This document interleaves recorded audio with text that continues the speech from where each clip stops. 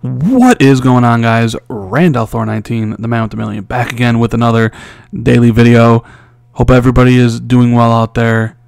I really appreciate everybody stopping by the channel, hitting the like button, subscribing, checking out the videos. It really does mean a lot to me to see the channel grow and people liking the videos that I put out. Remember, it's all for entertainment purposes. Don't take any of this stuff way too seriously.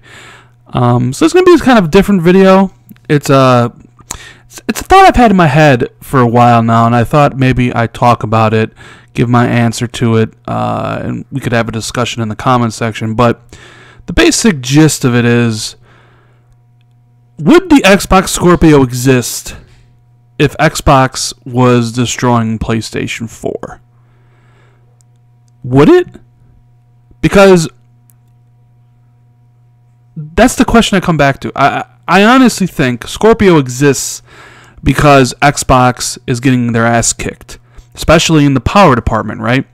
That's why Microsoft is doing this refresh. They want the power crown back. So it's an interesting thought. Would the Scorpio, as it currently exists now, would it even exist if Microsoft was destroying PlayStation? Like, assume for a second that Microsoft just kind of continued their North American dominance from last gen, that they were going to destroy Sony this gen. A lot of people I know, a lot of people I talk to, a lot of the publishers like Ubisoft, EA, Activision were pretty convinced that the Xbox One was going to destroy PlayStation at the beginning of the gen.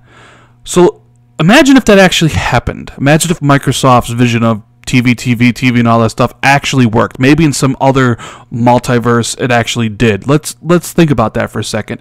Let's assume, for the sake of the video and the argument, that Microsoft is sitting at 60 million and PlayStation is sitting at 30. What would happen?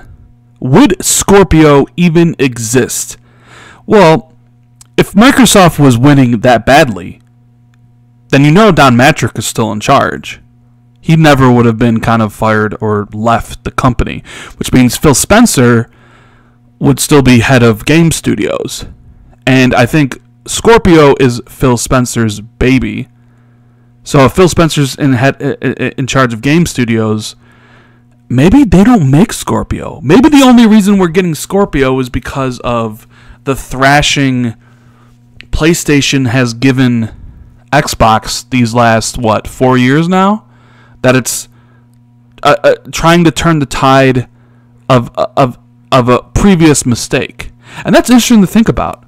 If Xbox was winning, we wouldn't probably get this.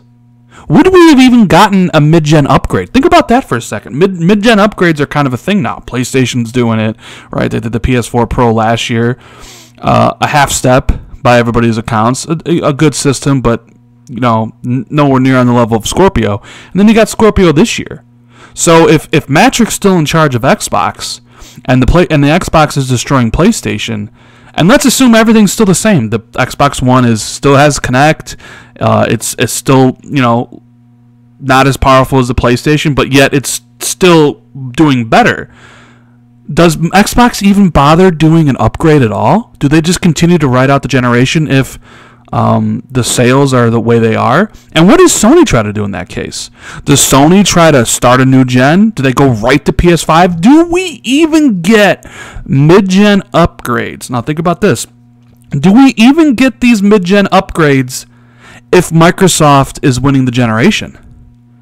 Think about that for a second. Are we only getting these mid-gen upgrades because Microsoft got their asses kicked?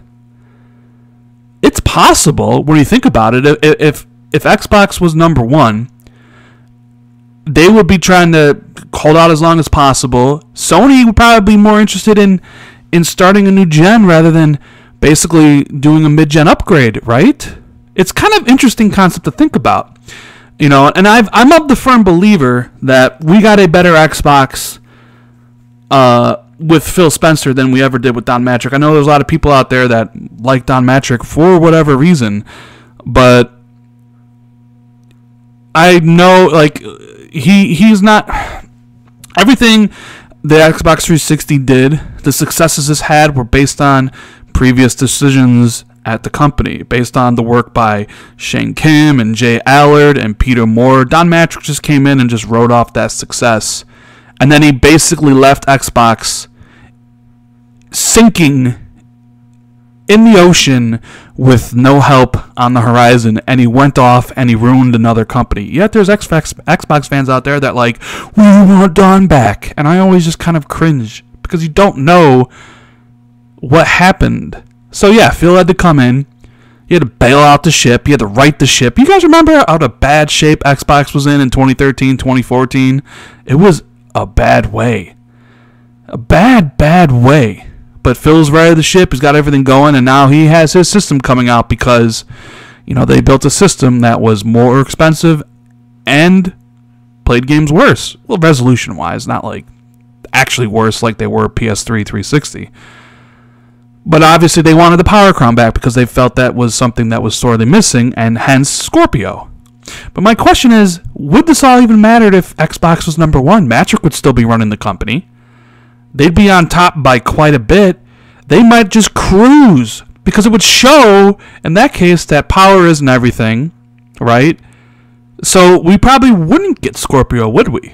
And on the flip side, if Sony was, you know, the one in second place with around 30 million, what would they be trying to do?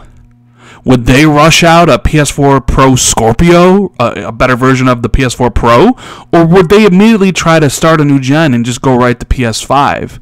It's interesting to think about because this could have happened. I mean, it's not out of the realm of possibility that it could have happened, but obviously it didn't. But it was an interesting thing. It's been an idea that has been floating around in my head for a while.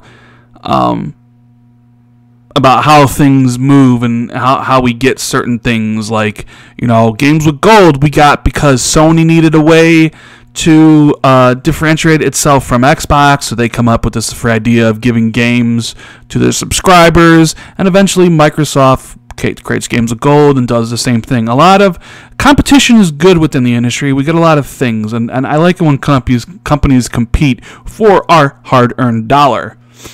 So we've gotten a better Microsoft out of the failings of the previous administration.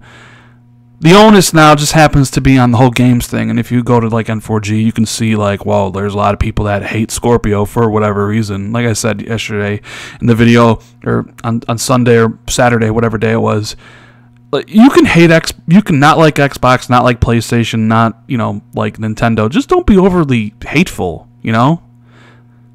I mean, I don't like Nintendo, but you don't see me going around hating on Nintendo. I mean, I did call it irrelevant because I thought it was, but obviously Nintendo showed differently, and I gotta, respect that.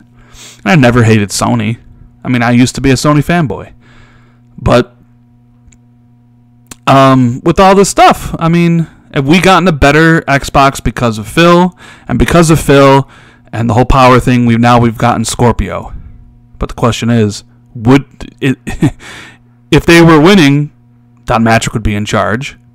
We probably wouldn't have Scorpio. Would be stuck with Xbox One for a few more years, and Sony would probably rush PS5. I mean, who knows how these things would have played out differently if Xbox was in charge? And that's kind of the point of the video I wanted to make. Get people thinking about how outcomes can affect certain things. But yeah, what do you guys think? If Xbox was decimating PS4 like the PS4 is currently decimating Xbox, would we have Xbox Scorpio? Would we have mid-gen upgrades? It's an interesting thought that all this mid-gen upgrade stuff basically started because Xbox got their asses kicked. Think about that for a second. Let me know what you think in the comments. If you liked the video, hit that like button. Consider subscribing for more content, and I'll see everybody later.